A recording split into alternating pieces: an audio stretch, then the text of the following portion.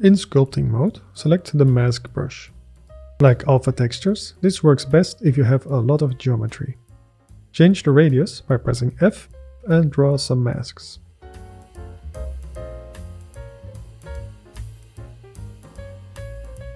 Holding Ctrl turns the brush into an eraser.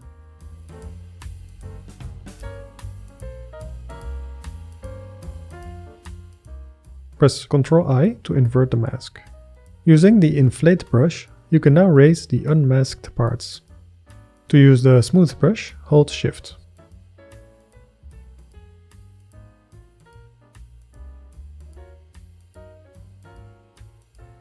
Then clear the mask with Alt-M.